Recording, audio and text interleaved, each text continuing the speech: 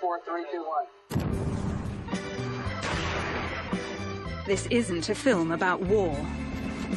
This isn't a film about Iraq. It's a film about money. That's life. That's what all $23 billion. Wasted, stolen, embezzled, or just lost down the back of a very big sofa in the desert. Tonight we're following the money.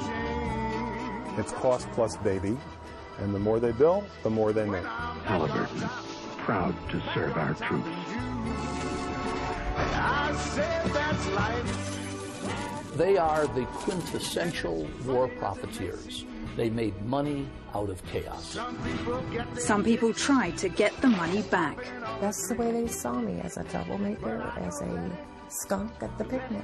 But the $23 billion question now is, will the whole truth about the profits of war ever come out? Sad to say, I'm not allowed to say.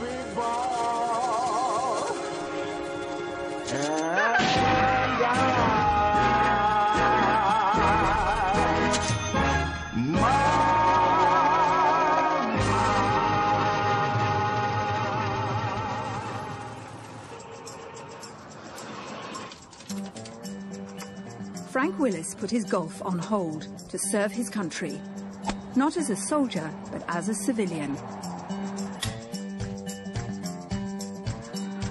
When we first arrived, it reminded me of the stories of the Wild West. Sand blew, flies bit, and we had to pay people by carrying sacks of money around. Frank found himself in Saddam's palace, his job to get the transport system working.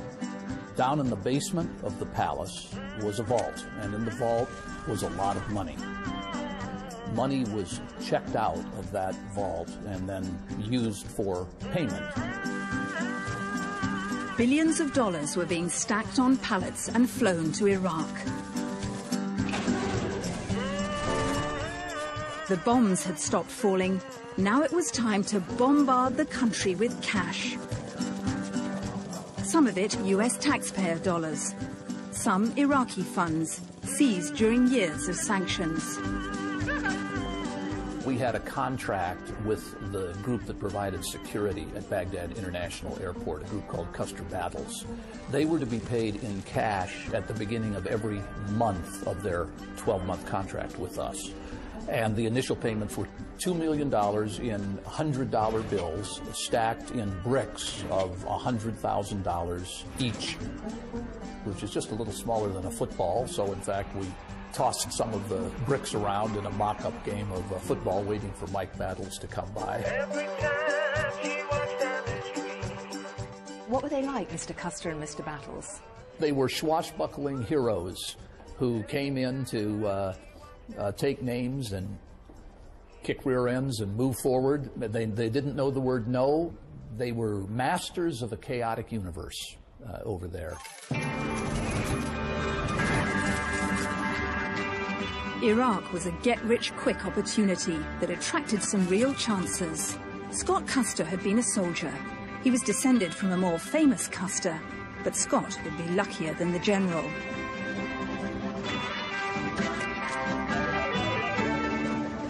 Mike Battles had been a Republican Party candidate.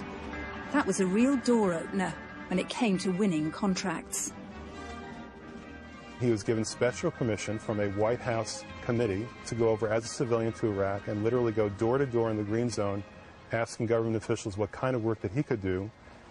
And he was able to do that simply because he was regarded as a friend of the Bush administration and for no other reason.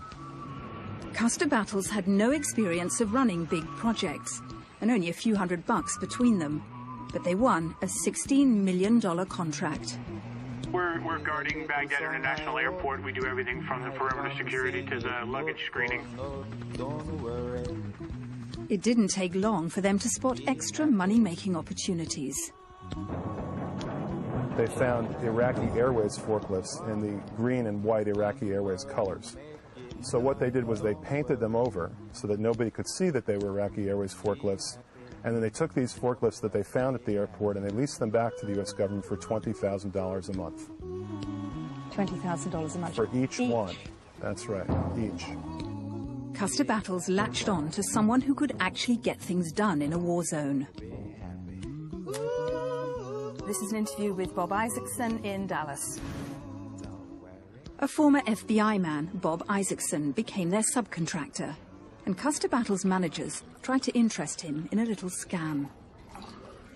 And he said, oh no, what we'll do is we'll form companies outside of Iraq, and we'll funnel all of our expenses through those companies, and we can double the expenses, and that'll be profit there. So if we pay $20,000 for something, we'll show the government we paid $40,000, and then we'll make our markup of 10 or 15 or 20% on top of that. Don't worry,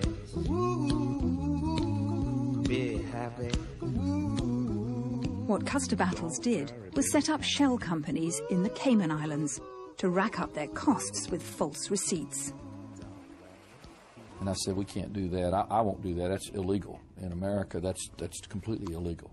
He said, oh, well, we always do it that way. And I said, well, no, we don't do it that way with me. We're not going to do that. Scott Custer tried to persuade Bob to cooperate, but he still refused. Custer Battles' enforcers got to work. 12 hours later, they terminated me, and they pulled guns on us and forced us out of the camp.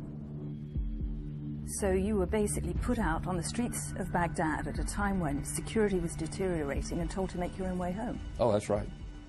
My judgment, what I made up, it was the idea if we got killed, nobody would know what happened to us, and the millions of dollars in assets that they had just stolen from me would become theirs, and there would be no more hearing from Robert J. Isaacson.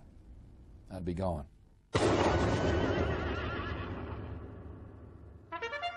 Bob never got his equipment back, or the money he was owed by Custer Battles.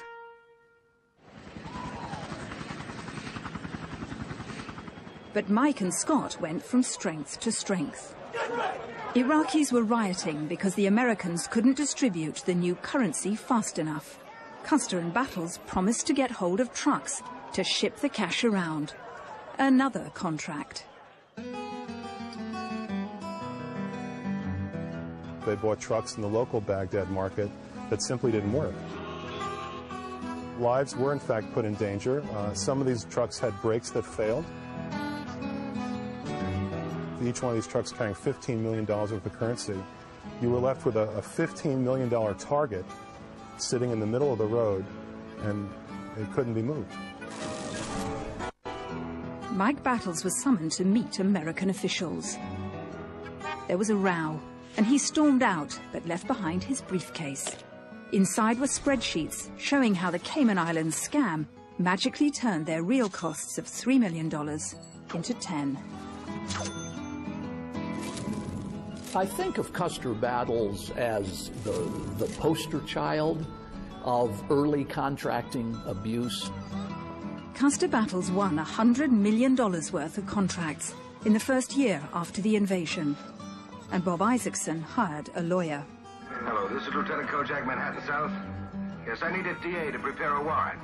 They had been given a contract to spend anything they wanted, buy anything they want. They'd be able to mark that up 25%, but that wasn't good enough for them. They were just too greedy.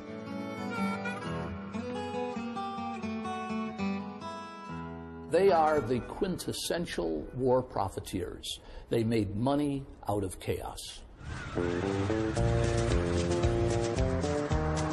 This anti-war Democrat and lawyer is key to the campaign questioning those profits of war.